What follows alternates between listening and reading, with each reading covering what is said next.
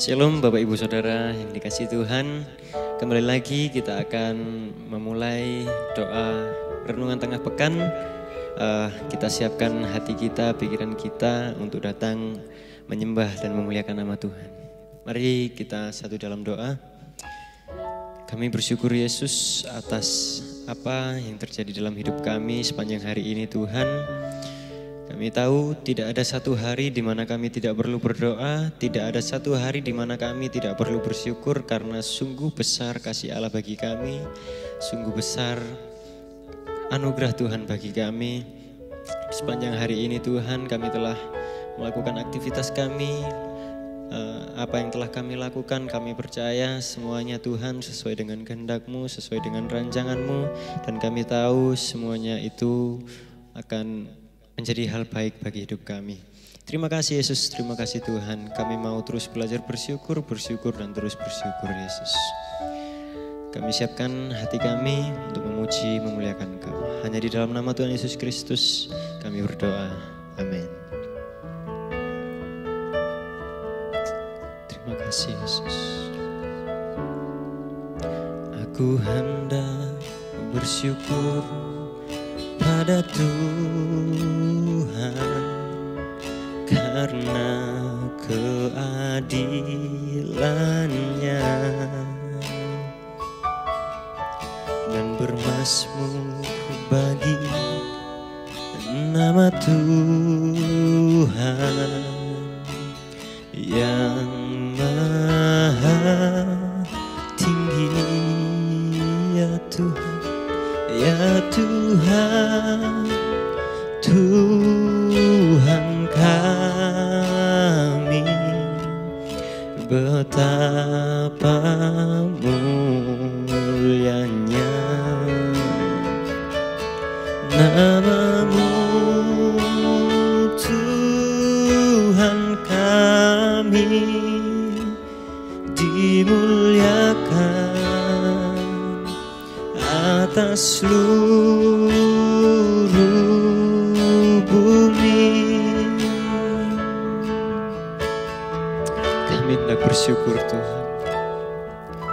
Aku hendak bersyukur pada Tuhan karena keadilan-Nya dan bermazmur bagi nama Tuhan yang maha tinggi. Ya Tuhan, ya Tuhan, Tuhan kami, betapa mulianya nama-Mu, Tuhan kami, dimuliakan atas seluruh bumi. Katakan ya Tuhan, ya Tuhan, Tuhan kami, betapa mulianya nama-Mu, Tuhan kami, dimuliakan atas seluruh bumi. Sekali lagi ya Tuhan, ya Tuhan, Tuhan kami, betapa mulianya nama-Mu, Tuhan kami, dimuliakan, dimuliakan, dimuliakan, dimuliakan, dimuliakan, dimuliakan atas seluruh bumi. Mari sembahyang. Oh, kami mau bersyukur Tuhan buat kebaikan-Mu Yesus, buat kasih-Mu Tuhan yang selalu baru dalam hidup kami. Oh, Yesus, terima kasih Tuhan. Haleluya, ditinggikan Kau, dimuliakan Kau. Haleluya,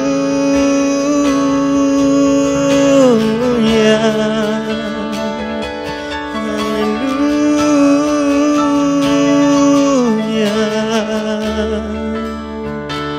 Terima kasih Yesus, terima kasih sebab Kau sungguh baik, sungguh teramat baik bagi kami. Haleluya, kami percaya Kau punya rencana yang baik atas kami, dan kami mau belajar untuk terus bersyukur. Haleluya, haleluya.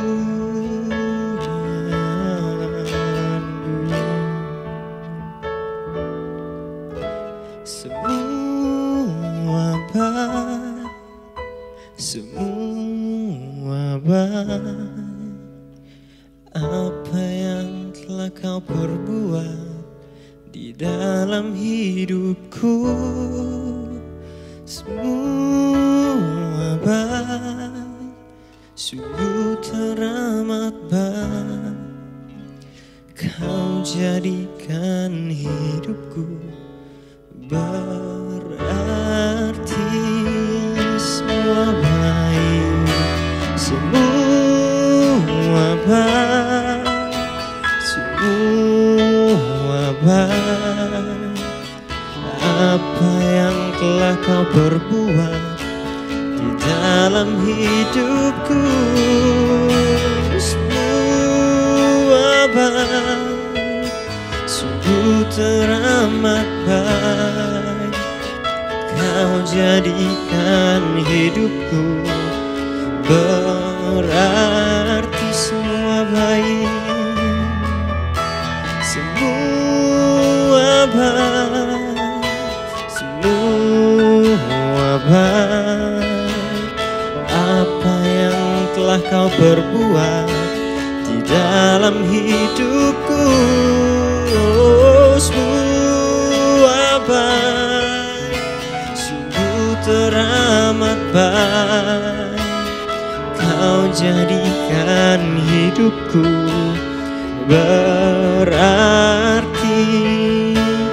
Kau jadikan hidupku berarti.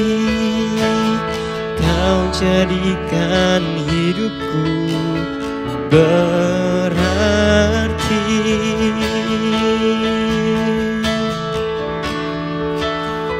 Oh, terima kasih Yesus, terima kasih Tuhan. Yesus, kami mau percaya dan terus belajar percaya bahwa Yesus selalu punya rancangan yang baik atas hidup kami. Saat ini Tuhan, kami telah memuji memuliakan Engkau, dan kini tiba saatnya kami akan mendengarkan firman-Mu. Kiranya Engkau mengurapi hamba-Mu yang akan menyampaikan firman. Engkau juga mengurapi kami yang akan mendengarkan Tuhan. Terima kasih Yesus, kiranya Tuhan firman yang akan disampaikan oleh hamba-Mu boleh jatuh ke tanah hati kami yang subur, boleh menghasilkan buah yang baik bagi kehidupan kami, bagi lingkungan kami Tuhan.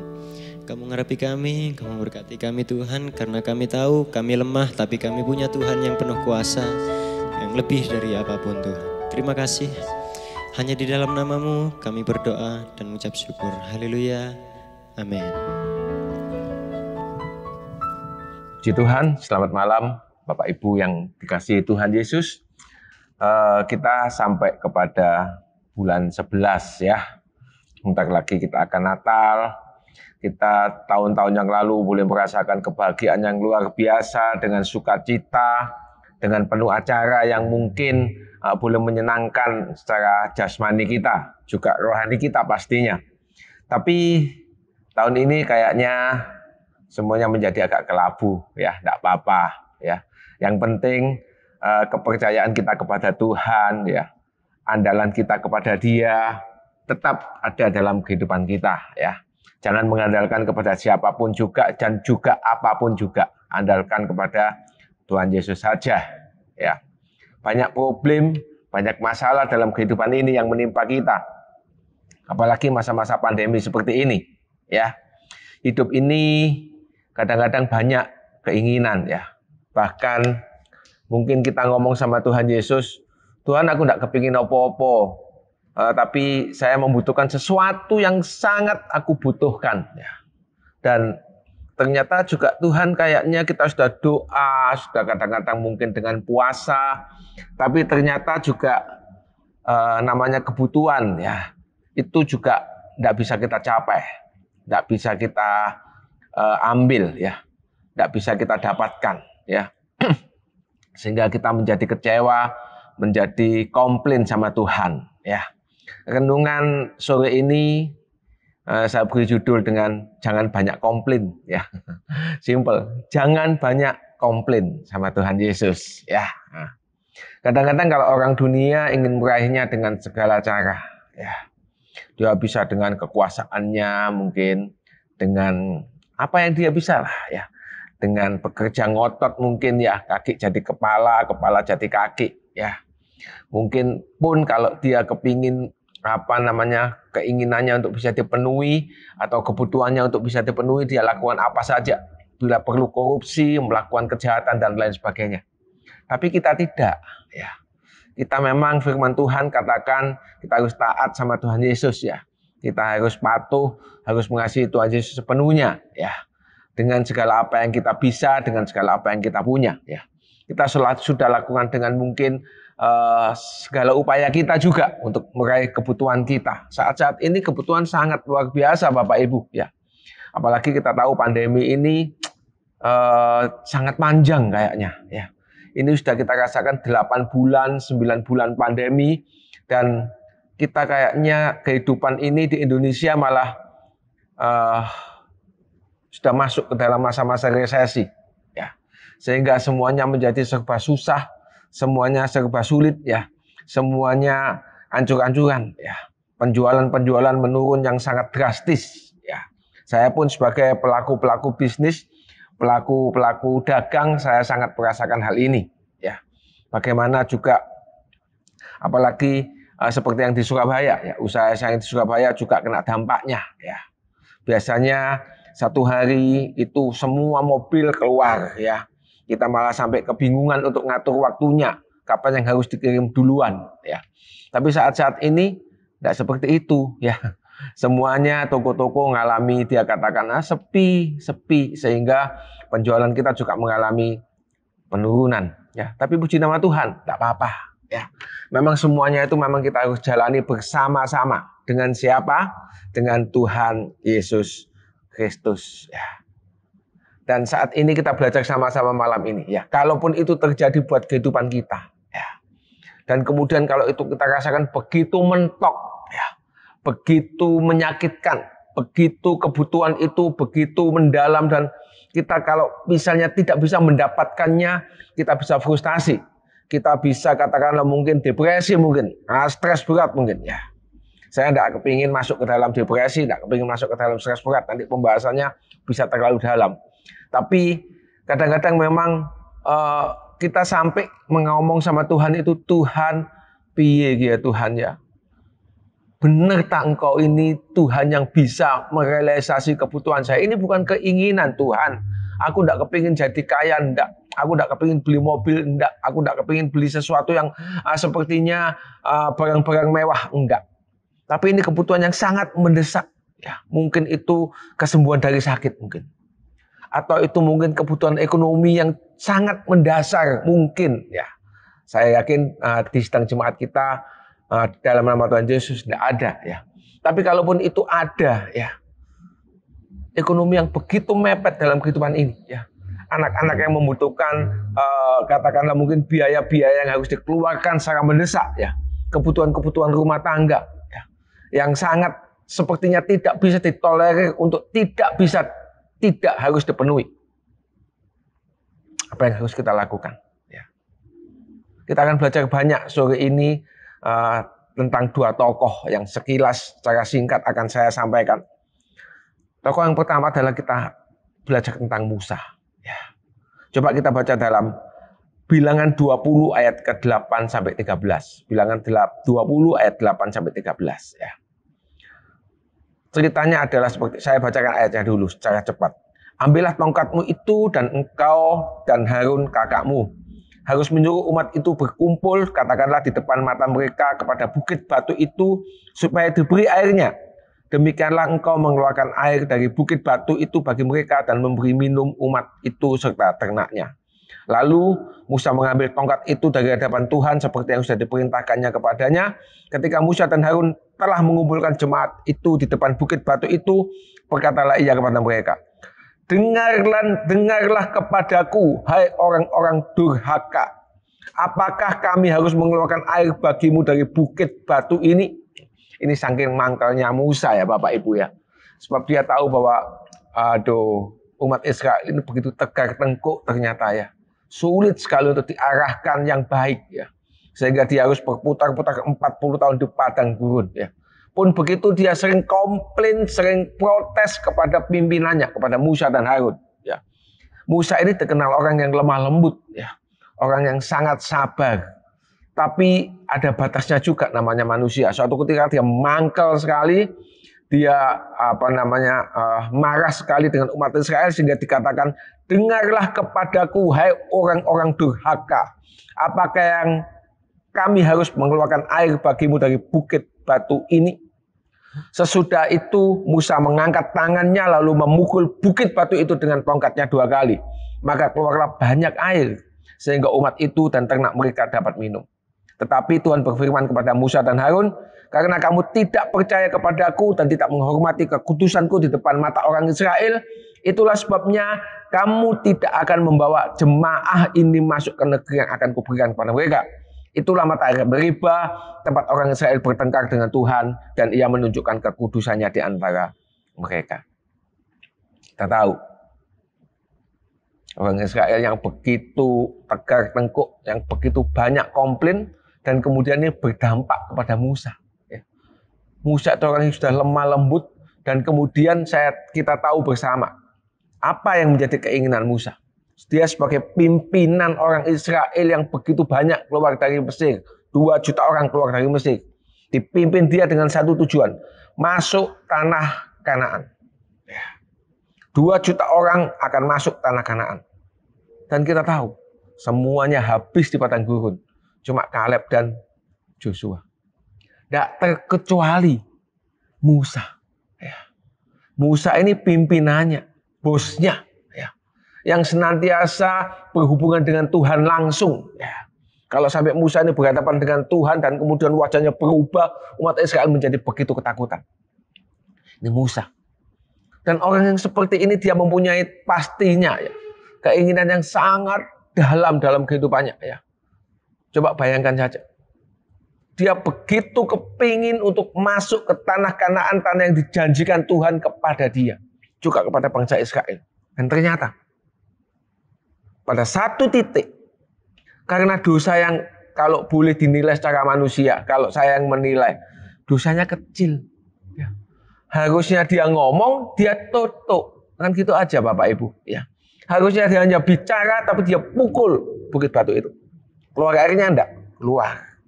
Tapi karena dosa ini yang kita anggap kecil, ya, yang saya anggap mungkin, Tuhan itu kok mentolo ya. Tuhan itu kok begitu tega ya. Dengan kehidupan Musa yang sudah diabdikan begitu rupa ya, untuk memimpin bangsa Israel keluar dari Mesir ya. Kemudian hanya coba salah begitu tok, kalau kita boleh bilang, dia tidak bisa masuk tanah Kanaan. Sungguh sesuatu yang, aduh, gimana hatinya Musa ya. Nah, itu sama dengan kehidupan kita juga. Siap-siap dengan apa yang kita mau, siap-siap dengan apa yang kita butuhkan. Dan Tuhan berkata, tidak kepada kita. Siap-siap untuk menyiapkan segala mental, segala kehidupan kita ya, untuk terima keadaan bahwa sesuatu yang sangat kita butuhkan itu ternyata Tuhan tidak kasih buat kehidupan kita. Sama dengan kehidupan Paulus. Saya tidak bisa perpanjangkan lagi untuk cerita yang pertama. Sama dengan kehidupan yang Paulus. Paulus ini ada duri dalam daging. Ya. Orang bilang itu bisa matanya, bisa kesehatannya. Tapi juga ada yang menafsirkan bahwa ini tentang kehidupan, sepanjang kehidupan Paulus dalam pelayanannya. Dia begitu banyak menderita. Ya. Dia begitu, penderitaannya dari hari ke hari silih berganti. Ya. Tapi pun begitu, ya, dia tetap berdoa kepada Tuhan. Tuhan kalau boleh, ya, duri ini lepas dari dagingku, dikatakan seperti ini. Dan supaya aku jangan meninggikan diri karena pernyataan-pernyataan yang luar biasa itu. 2 Korintus 12 ayat 7 dan 8. 2 Korintus 12 ayat 7 dan 8. Supaya aku jangan meninggikan diri karena pernyataan-pernyataan yang luar biasa itu, maka aku diberi suatu duri dalam dagingku, yaitu seorang utusan iblis untuk menggocok aku, supaya aku jangan meninggikan diri. Tentang hal itu aku sudah 3 kali berseru kepada Tuhan, supaya utusan iblis itu mundur padaku. Dia katakan apa? Aku ini seperti orang gila. Aku sudah berjeri lelah, lebih sering dalam penjara, didera di luar batas, kerap kali dalam bahaya maut. 5 kali aku disesat orang Yahudi, setiap kali 40 kurang 1 pukulan. 3 kali aku didera, 1 kali aku dilempari batu, 3 kali mengalami karam kapal. Sehari semalam aku terkatung-katung tengah laut. Dalam perjalananku aku sering diancam bahaya banjir dan bahaya penyamun. Bahaya dari pihak-pihak orang Yahudi dan dari pihak orang-orang bukan Yahudi. Bahaya di kota, bahaya di padang gurun, bahaya di tengah laut, dan bahaya dari pihak saudara-saudara palsu. Aku banyak berjeri lelah dan bekerja berat. Kerap kali aku tidak tidur, aku lapar dan dahaga. Kerap kali aku berpuasa kedinginan dan tanpa pakaian. Kita tahu kehidupan Paulus yang seperti ini, penuh dengan penderitaan. Dan inilah yang menjadi umat Tuhan yang katakanlah mungkin hidupnya penuh dengan berkat jasmani. Apakah ini adalah anak Tuhan yang hidupnya senantiasa berbahagia secara jasmani? Secara fisiknya dia bisa senang-senang? Tidak sama sekali. Dan kita tahu Paulus, Musa tidak komplain dengan kehidupannya. Kita tahu kehidupan Paulus akhirnya dia dipenggal kepalanya. Habis selesai. Sepertinya tidak ada masa depan dalam kehidupannya. Inikah cita-cita seorang Kristen yang sepertinya kehidupan harus semakin hari semakin baik, semakin hari semakin damai sejahtera, semakin hari semakin diberkati sama Tuhan Yesus. Sebab memang kita anak-anak Tuhan yang luar biasa, sudah ditebus oleh darah Yesus. Ternyata tidak. Kita harus mundur sejenak. Kita harus introspeksi kehidupan kita. Di mana letaknya? Di mana kesalahannya? Di mana apa yang menjadi dosa kita? Dan Tuhan bilang kadang-kadang enggak juga. Kalau Musa kita lihat oke lah masih ada dosa kecil. Tapi kalau kita lihat Paulus, apa dosanya? Enggak ada dosa sama sekali. Tapi dia membutuhkan kebutuhan yang mungkin hanya duri dalam daging. Enggak dikasih sama Tuhan. Betapa kecewanya tokoh-tokoh ini. Harusnya secara manusia. Tapi herannya dari 2 tokoh ini tidak ada komplain yang keluar dari mulut. Kita juga belajar malam ini untuk hal yang seperti ini. Apa yang harus kita lakukan? Apa yang harus kita mengerti lebih dalam tentang Tuhan Yesus kita? Tentang Allah kita? Kita tahu bahwa kita adalah umat-umat tebusan Allah. Yang pertama yang harus kita tahu, yang kita ingat. Sehingga kalau apapun itu datang buat kehidupan kita, menimpa kita, kita seperti habis. Semuanya. Kita sepertinya tidak dapat berbuat apa-apa. Kita sepertinya maunya mulut ini komplain sama Tuhan. Tuhan, kenapa? Tahan mulut kita. Ingat 2 poin yang ingin saya bagikan malam ini bersama-sama. Kita belajar sama-sama. Satu adalah, ingatlah akan kebaikan Tuhan. Ya. Coba kita review pikiran kita ke belakang. Ya. Ingat betapa Tuhan sudah menolong kita sampai di titik ini. Ya. Ingat betapa Dia begitu baik melindungi kita. Begitu baik Dia memberikan segala sesuatu buat kehidupan kita. Sehingga kita bisa menjadi orang yang selamat masuk dalam kerajaan surga. Bukan hanya demikian. Tapi kita juga sedih pelihara kehidupan kita. Mungkin pun begitu kita merasakan jatuh bangun. Tapi kita melihat bahwa pertolongan Tuhan di masa lalu itu sangat luar biasa buat kehidupan kita. Coba kita baca dalam Mazmur 103 ayat 1 dan 2. Dari Daud, pujilah Tuhan hai jiwaku, pujilah namanya yang kudus hai segenap batinku. Pujilah Tuhan hai jiwaku, dan janganlah lupakan segala kebaikannya. Mazmur 25 ayat yang ke-6. Ingatlah segala rahmat-Mu dan kasih setiamu ya Tuhan, sebab semuanya ini sudah ada sejak purbakala. Ya. Sejak zaman dulu. Sejak kita mungkin masih dalam kandungan ibu. Sejak kita masih kecil, kanak-kanak mungkin. Ya. Kita merasakan kebaikan-kebaikan Tuhan yang melimpah dalam kehidupan kita. Ya. Dikatakan dalam Mazmur 77, 11, 12. Aku hendak mengingat perbuatan-perbuatan Tuhan. Ya, aku hendak mengingat keajaiban-keajaiban-Mu dari zaman purbakala. Aku hendak menyebut-nyebut segala pekerjaan-Mu dan merenungkan perbuatan-perbuatan-Mu. Yesaya 46 ayat 9. Ingatlah hal-hal yang dahulu dari sejak purbakala, bahwasanya akulah Allah dan tidak ada yang lain. Akulah Allah dan tidak ada yang seperti aku, kata Tuhan. Ingat bagaimana Tuhan pernah menolong kehidupan kita. Coba kita review sejenak. Siapapun dari kita yang mendengarkan renungan malam ini, ya, renungan tengah minggu ini, coba kita review sejenak kehidupan kita. Kita tarik ke belakang. Betapa Tuhan itu baik sama kita. Kalau saya sendiri, saya punya banyak kesaksian dalam kehidupan kita, dalam kehidupan saya. Bagaimana Tuhan menolong saya. Ya. Bagaimana saya ingat sekali waktu kecil, saya di jalan besar, di jalan raya ini, saya ngejar gambarnya biskup, Bapak Ibu. Dulu di Jombang ini ada biskup Basuki. Ya.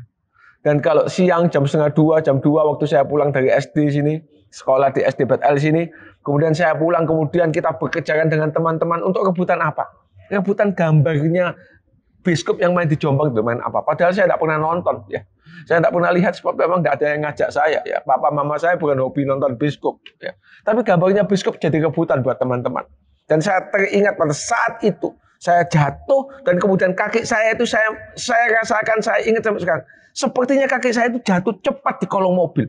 Dan saat yang bersamaan ada teman saya sepak kaki saya dan keluar dari roda mobil itu selamat. Kalau saya mengingat itu, Tuhan begitu baik buat kehidupan saya. Saya pernah kecelakaan naik sepeda motor pulang dari Jember. Pagi-pagi jam 4 saya bangun, saya pikir biar sampai ke Mojoagung nggak terlalu siang. Juga jalan belum terlalu ramai. Sampai di Pasuruan ada bapak-bapak nyebrang pakai sepeda. Orang mendadak tidak nututin, delosok di pinggir jalan, di tengah jalan. Bukan di pinggir jalan, Bapak, delosok di tengah jalan. Saya semuanya beset semua, muka-muka hancur semuanya. Mama saya waktu ketemu saya, mama saya nangis, ya. Herannya, kok ya selamat saya. Soalnya kalau dipikir, betapa mudahnya Tuhan kalau mau mencabut nyawa saya. Betapa mudahnya Tuhan kalau Dia mau menghabisi saya. Kok ya selamat? Kok saat itu tidak ada mobil yang lain dari belakang nyondol saya dari belakang, ya, nubuk saya dari belakang. Kalau itu ada, apa jadinya dengan kehidupan saya? Itu tidak terjadi. Saya masih bisa selamat. Toh kemudian muka saya diobati sama mama saya, dikasih obat merah dan macam-macam, sembuh sampai saat ini. Saya sehat sampai saat ini. Saya boleh merasakan anak cucu saya sampai saat ini. Kalaupun saat ini banyak problem dalam kehidupan, ingat akan kebaikan Tuhan dalam kehidupan kita. Yang kedua, ingatlah juga siapa kita. Ya. Ingatlah juga siapa kita. Ya. Kita itu cuma tanah liat yang dibentuk sama Tuhan. Ya. Kemudian Dia hembusin nafas dan kemudian jadi kita. Mengapa kita harus banyak komplain? Mengapa kita harus banyak protes sama kehidupan yang sepertinya memojokkan kita ya saat-saat pandemi seperti ini? Harusnya biasa-biasa saja. Siapa kita? Coba kita baca dalam Ibrani 2 ayat 6. Ibrani 2 ayat yang ke-6. Ada orang yang pernah memberi kesaksian di dalam satu nas, katanya, apakah manusia sehingga engkau mengingatnya? Apakah kita sehingga Tuhan belum mengingat kita? Sehingga dia siapkan kerajaan surga bagi kehidupan kita. Sehingga dia siapkan kehidupan kekal bagi kehidupan kita. Siapa kita? Ya. Begitu banyak komplain protes sama dia. Sehingga engkau mengingatnya. Atau anak manusia sehingga engkau mengindahkannya. Berapa banyak permintaan Bapak Ibu yang dituruti sama Tuhan? Berapa banyak apa yang dimaui oleh Bapak Ibu, kebutuhan Bapak Ibu yang dikasih sama Tuhan? Review itu ke belakang. Kita akan tahu betapa banyak pertolongannya, betapa banyak anugerah kasih setianya, betapa banyak pemeliharanya dia buat setiap kehidupan kita. Mazmur 8 ayat 4-9 dikatakan, jika aku melihat langitmu, buatan jarimu, bulan dan bintang-bintang yang kau tempatkan, apakah manusia? Ini memang pengulangan dari Ibrani, ya. Apakah manusia sehingga engkau mengingatnya? Apakah anak manusia sehingga engkau mengindahkannya? Namun engkau telah membuatnya hampir sama dengan Allah. Wih. Kita dibuat segambar dengan Allah, hampir sama dengan Allah. Dan telah memakotainya dengan kemuliaan dan hormat. Engkau membuat dia berkuasa atas buatan tanganmu. Segala-galanya telah kau letakkan di bawah kakinya. Kita tahu semua tumbuhan, hewan ada di bawah telapak kaki kita. Ya. Bahkan kuasa-kuasa setan itu ada di dalam kuasa kita. Karena ada kuasa yang lebih besar yang ada di dalam kita. Untuk menaklukkan semuanya. Kambing domba, dan lembu sapi sekalian, juga binatang-binatang di padang, burung-burung di udara dan ikan-ikan di laut, dan apa yang melintasi arus lautan. Semuanya dikasih sama Tuhan. Ya. Kalau kita sadar dua hal ini, ya, sadarlah bahwa kita itu bukan apa-apa dan bukan siapa-siapa. Ya. Kalau kita sudah diberi hidup seperti saat ini, kalau saya sudah merasakan hidup selama 58 tahun, sungguh Tuhan. Ini semua karena kasih karunia Tuhan. Ya. Kalau Bapak Ibu sudah merasakan kesehatan yang sangat baik saat ini, bisa datang di ibadah saat ini, kita tidak kena penyakit COVID yang merajalela saat ini. Sungguh itu satu karunia yang luar biasa oleh Tuhan Yesus. Kalau kita bisa merasakan makan pagi yang nikmat, ya, mungkin sangat simpel, nasi pecel dan teh hangat. Tapi itu satu berkat yang luar biasa, yang sangat nikmat. Betapa banyak orang yang tidak bisa makan dengan nikmat karena penyakitnya. Betapa banyak orang yang tidak bisa menikmati hidupnya meskipun hartanya banyak. Tapi kita harus dipelihara Tuhan luar biasa. Sampai detik ini, pemeliharaannya tidak pernah berubah dari hari ke hari, dari minggu ke minggu, dari bulan-bulan ke bulan, dari tahun ke tahun buat setiap kehidupan kita. Jangan banyak komplain, belajar sama Tuhan. Tetap duduk di bawah kaki Tuhan. Ingat segala kebaikannya. Kalau pas ada masalah yang sangat mentok, mulut ini seperti mau bengok sama Tuhan. Duh Tuhan, kenapa nggak tolong saya? Kenapa nggak berkati saya? Kenapa nggak buka jalan dengan masalah saya? Kenapa keluarga saya seperti ini? Tuhan tolong kok diam saja. Tapi kita tahu saat ini, kita belajar sama-sama malam ini. Apapun terjadi, sudah. Diam. Tenanglah. Seperti firman Tuhan Ibu Susi minggu yang lalu. Tenanglah. Ingat masa lalu. Betapa Tuhan sudah baik sama kita. Kemudian juga sadarlah siapa kita sesungguhnya. Orang yang sangat berdosa. Orang yang sebetulnya hancur di dalam neraka jahanam. Tapi dia angkat tinggi-tinggi kehidupan kita. Dijadikan kita anak emasnya dia. Disediakan kerajaan surga yang maha mulia. Yang luar biasa dalam kehidupan kita. Puji nama Tuhan. Saya tidak akan perpanjangkan lagi renungan malam ini. Kiranya bisa menjadi berkat kekuatan bagi kita semua. Bagi saya juga, Bapak Ibu yang dengarkan renungan sore hari ini. Sebentar kita akan masuk ke dalam doa syafaat.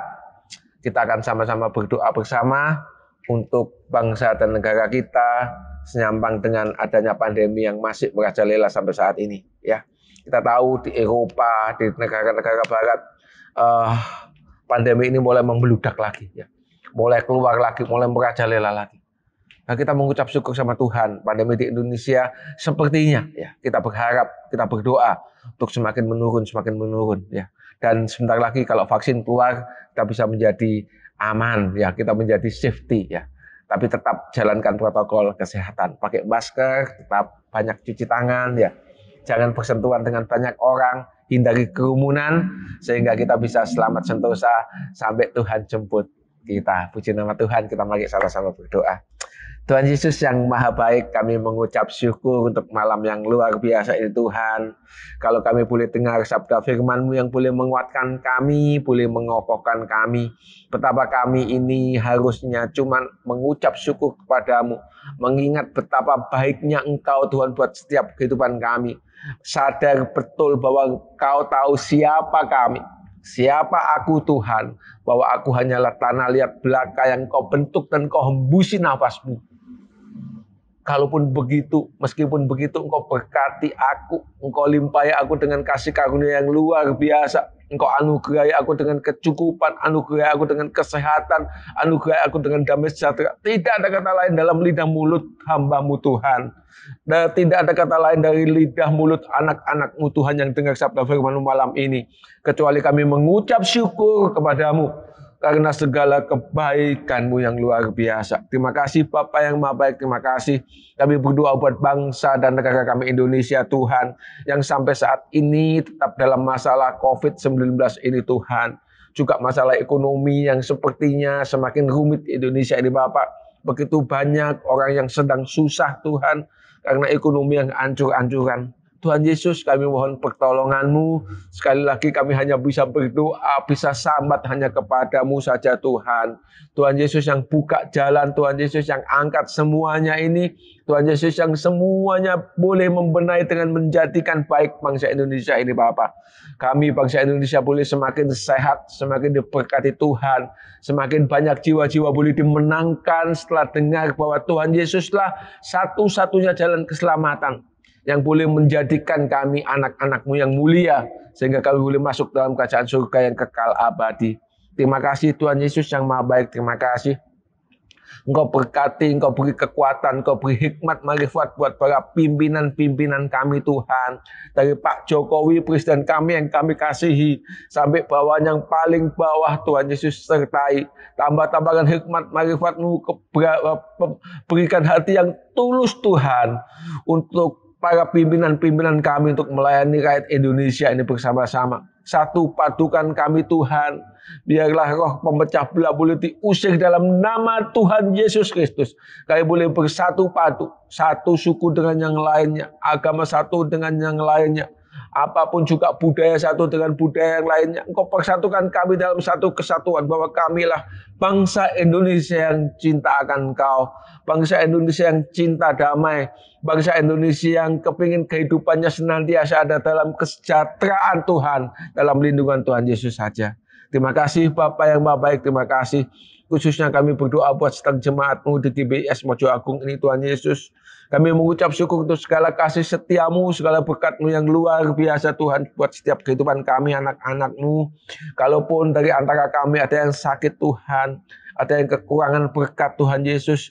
Ada yang kekurangan damai sejahtera. Ada yang ada dalam keadaan masalah rumah tangganya Tuhan. Anak-anak dengan orang tua dengan anak-anak. Tuhan, Engkau yang tolong, kami mohon pertolongan-Mu Tuhan Yesus. Biarlah kedangan kedua belah tangan-Mu Tuhan tidak kurang panjang untuk menjamah setiap kami. Engkau lepaskan kami dari segala masalah kami. Engkau perbarui kami senantiasa dari kehidupan baru yang semakin hari semakin diperbarui oleh Roh Kudus. Kami semakin dikuatkan di dalam Engkau. Kami semakin kokoh di dalam Engkau Tuhan. Kami tidak akan banyak komplain apapun yang terjadi buat kehidupan kami. Kami senantiasa ingat betapa baiknya Engkau buat kehidupan kami. Kami senantiasa ingat betapa bahwa siapa kami ini sesungguhnya Tuhan. Terima kasih Bapa yang maha baik, terima kasih. Di dalam nama Tuhan Yesus Kristus kami berdoa dan mengucap syukur. Haleluya. Amin. Puji nama Tuhan. Tuhan Yesus berkati kita semuanya. Haleluya.